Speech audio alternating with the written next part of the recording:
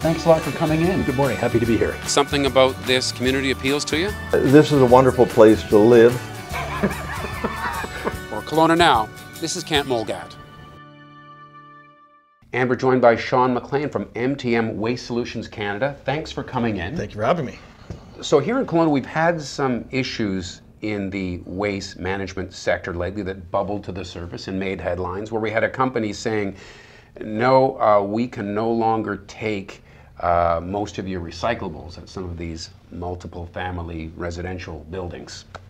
And ultimately, I think that kind of went away, but it kind of highlighted waste collection and what people are paying and what services are provided, and got people thinking about it a little bit. So we got to talking with you. Mm-hmm. Overall, are we getting good service from our waste collection companies in general? In general, I mean, nationally, the waste industry is a very unknown industry to most companies, businesses, managers.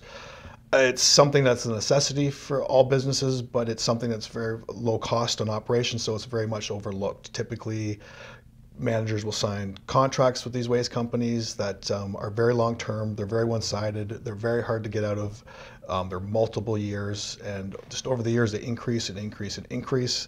People change positions that have signed these contracts, and after years and years and years, typically I would say 80% of the market is probably paying 30 to 40% more than they really need to. 30 to 40%. Yeah, too much. In some cases we've seen it 50, 60%, 70% where it's increased over the years. So I guess this is sort of one of the reasons why your company even exists. You don't own your own garbage collection trucks, but you can go from one city to another and basically find people who are haulers and reach out to customers and put people together in such a way that everybody's winning in that relationship. Yeah, exactly. We're a waste management company. I don't like the word broker or consultant because we do a lot more than that. We work for our customers. We've built relationships with certain waste haulers across the country. We are a national company, and we use typically local, smaller companies where we understand the waste industry, we understand the rates where they should be, and these companies know that we understand it, so we get preferred rates.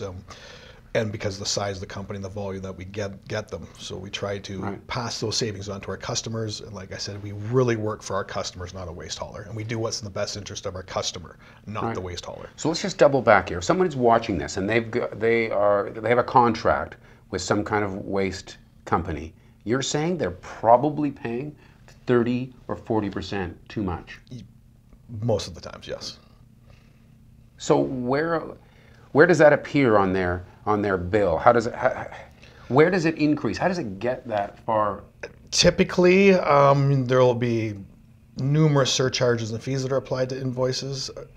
Most people don't enter into these agreements understanding the increases and the charges that are going to happen, because you wouldn't enter into a contract like this.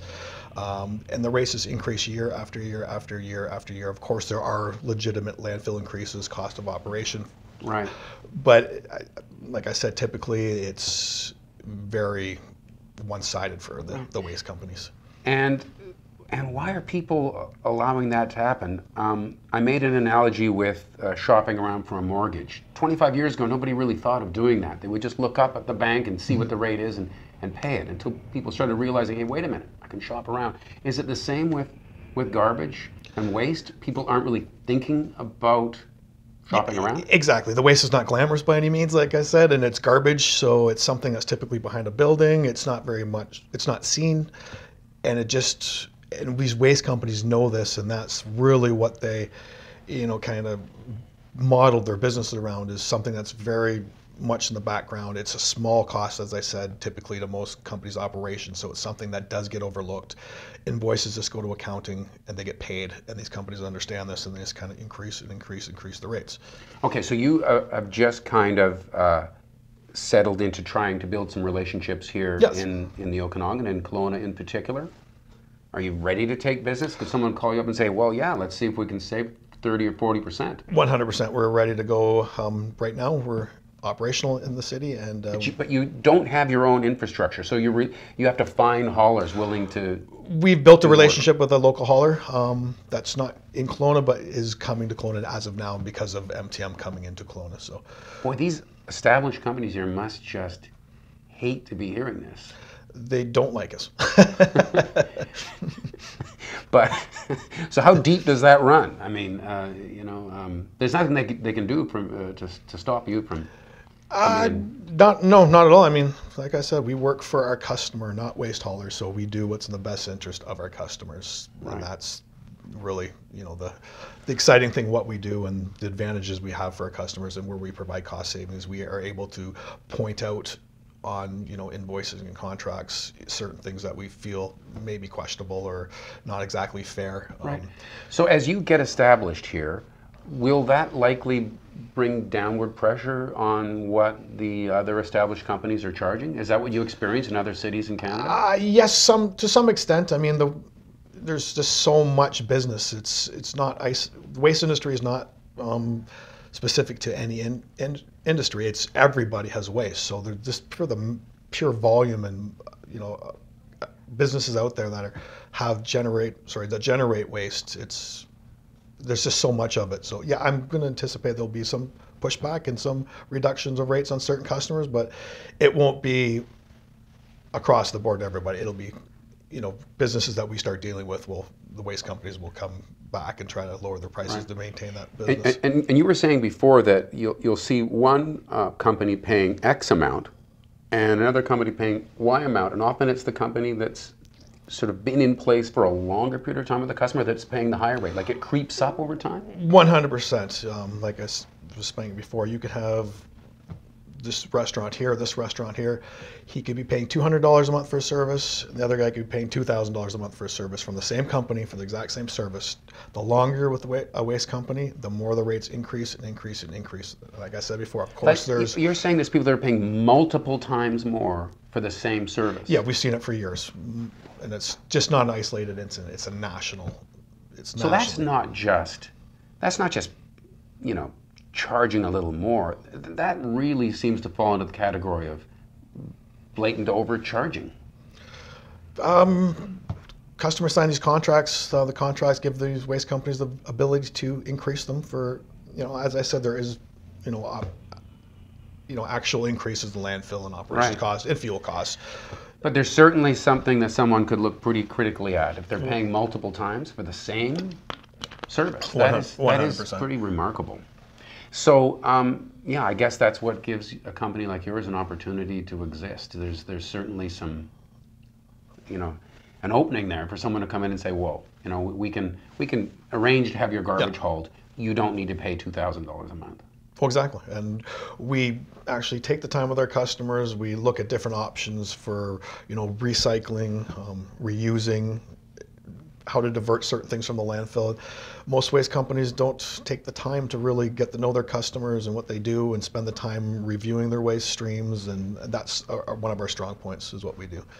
The other area that we're probably going to see some change in is the compostable element of our garbage. So a lot's been made of the garbage, and then you got the recyclables. But are we going to be seeing that third bin? Yeah, that's one thing we're really excited about is we're going to be introducing organics recycling program to the community.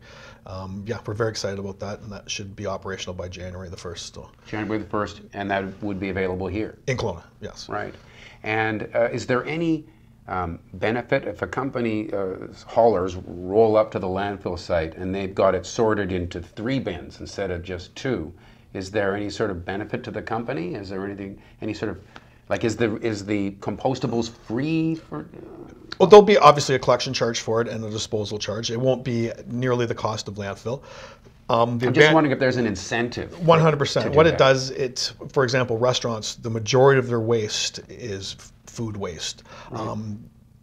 Waste for the waste haulers, when they pick up the containers, it's not volume based, it's weight based. So when you take that weight out of a container, the cost should go down because it's a lighter container. So, and it's less frequency that the container is picked up. So it will be less expensive for the customer at the end of the day. All right.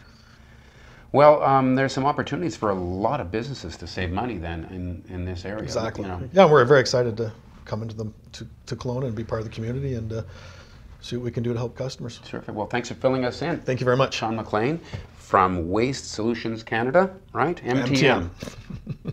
Did I get it right? MTM Waste Solutions Canada. You got it. And thank you for watching Kelowna Now.